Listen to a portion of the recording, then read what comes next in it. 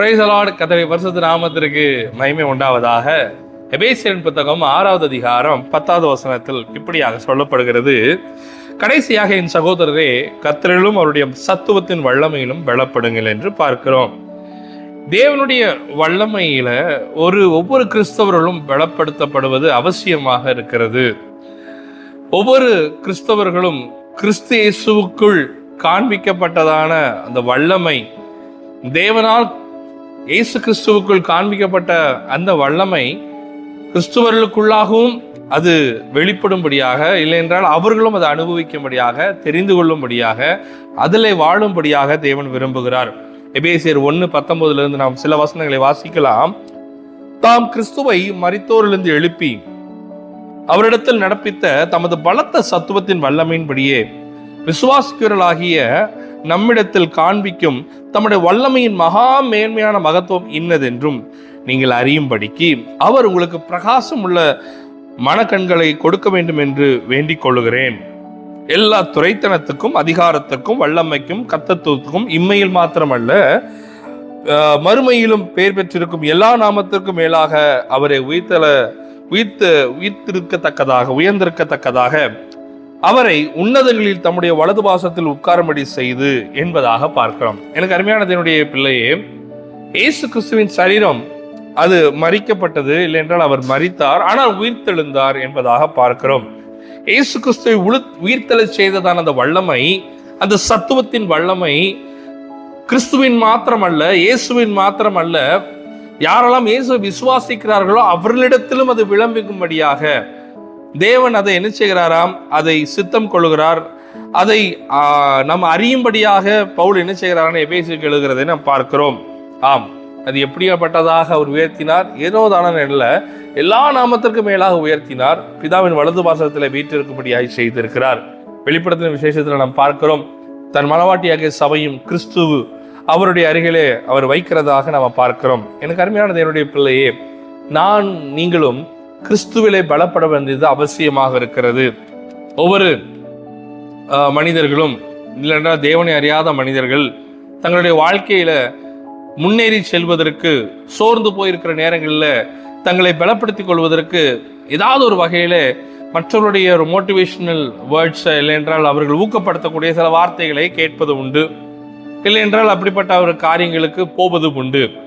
ஆனால் தேவனை அறிந்ததான தேவ ஜனமே, நமக்கு தேவனுடைய சமூகத்தில் தேவன் பலத்தை வைத்திருக்கிறார். அவருடைய வசனத்திலே தேவன் பலத்தை வைத்திருக்கிறார். நாம் இன்னும் சில வசனங்களை வாசிக்கலாம். எபேசியர் 3:16 இப்படியா சொல்கிறது: நீங்கள் அவருடைய ஆவியினாலே உள்ளான மனுஷனில் வல்லமையாய் பலப்படவும்.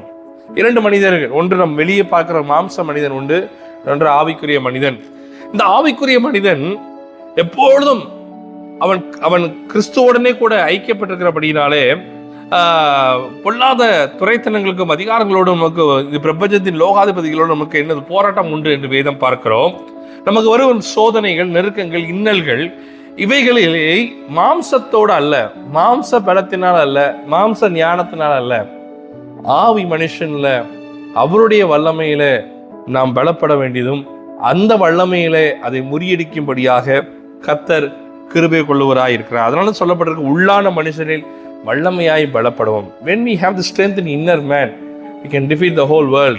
இந்த உலகத்தின் அதிபதி இடத்துல வருகிறான், அவனுக்கோ என்னிடத்துல ஒண்ணுமில்லை என்று இயேசு கிறிஸ்து சொல்லுகிறார். அப்படியாகவே நாமும் இந்த உலகத்தின் அதிபதியினால் வருகிறதான எப்படிப்பட்டதான இன்னல்கள், நெருக்கங்களா இருந்தாலும் நம் உள்ளான மனுஷன்ல, ஆவி மனுஷன்ல பலப்படும் பொழுது தேவன் நாமத்துல அன்று கோலியாத்தை தாவீது ஜெயம் எடுத்ததை போல இன்றும் கர்த்தர் நமக்கு, தாவீதின் வேறானவர் நமக்குள்ளே இருக்கிறார், ஜெயத்தை தருகிறார். 2 கொரிந்தியர் புத்தகம் 12:10 சொல்கிறது: அந்தபடி நான் பலவீனமாய் இருக்கும் போதே பலமுள்ளவனாய் இருக்கிறேன்.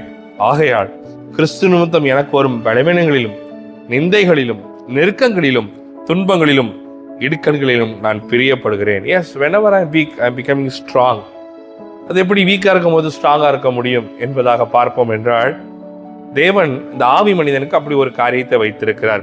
உள்ளான மனிதன் பரிசுத்த ஆவியானவர்ல நமக்குள்ள இருக்கிறபடியினாலே உலக முடியும் சகல நாட்களிலும் நான் உங்களோடு கூட இருக்கிறேன் என்று சொன்னார் அல்லவா, அவர் நம்மளை பலப்படுத்துகிறவராய் இருக்கிறார். நம்மளுடைய பலவீனங்களில் அவர் நம்மளை பலப்படுத்துகிறார். சோர்ந்து போகிற நேரம் எல்லாம் கர்த்தர் நமக்கு சத்துவத்தை தருகிறவராக இருக்கிறார். கொலோசியர் 1:29 இப்படியாய் சொல்கிறது, அதற்காக நான் எனக்குள்ளே வல்லமையாய் கிரியை நடப்புகிறேன், அவருடைய பலத்தின்படி போராடி பிரயாசப்படுகிறேன். ஒரு ஆவிக்குரிய வாழ்க்கை ஒரு சாதாரண வாழ்க்கை அல்ல.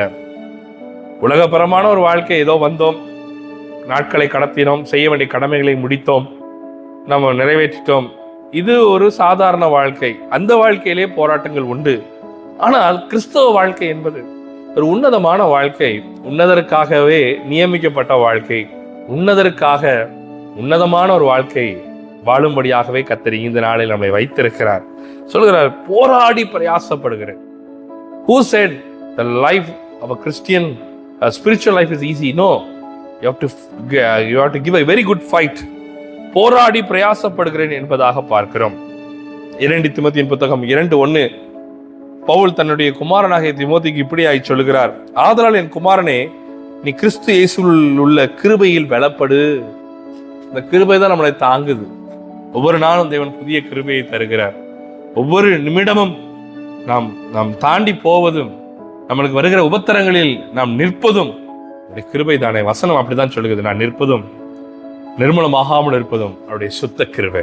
இந்த கிருபை நம்மளை தாங்கும். இதை கேட்கிறதான தேவ ஜனமே, பயப்பட வேண்டாம், சோர்ந்து போக வேண்டாம், இன்னல்களை நினைத்து நீங்கள் கவலைப்பட வேண்டாம். காரணம், இதுவரைக்கும் நீங்கள் ஓடி வந்தது உங்களுடைய பலத்தில் அல்ல, தேவனுடைய உன்னத பலத்தினாலே நீங்கள் வந்திருக்கிறபடியினாலே இம்மட்டும் நடத்தினவர் இனியும் உங்களை நடத்த அவர் போதுமானவராக இருக்கிறார்.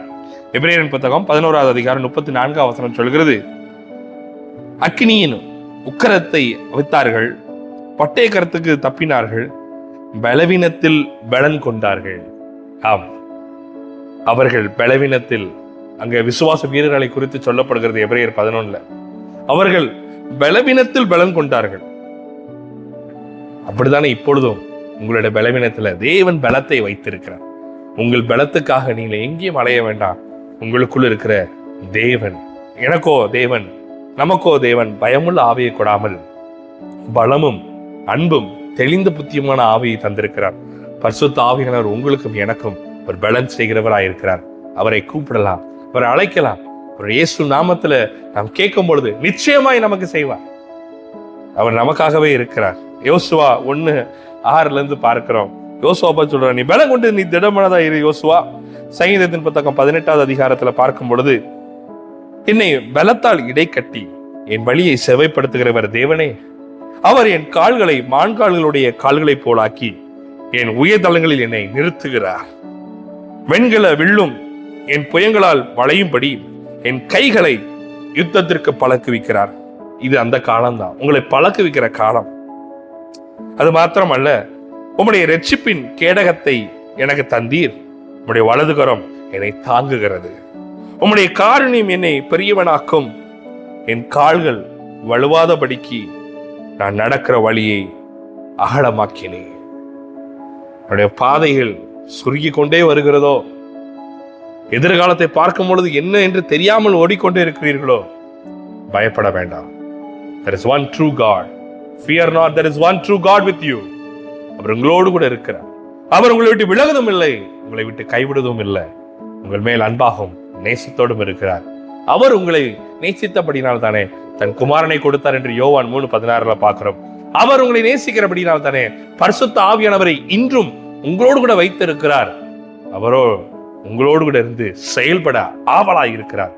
போராடி அவருக்காக ஒரு உன்னத வாழ்க்கை வாழ்வோம். கர்த்தர் உங்களை ஆசீர்வதிப்பாராக. ஆமென். and God bless you.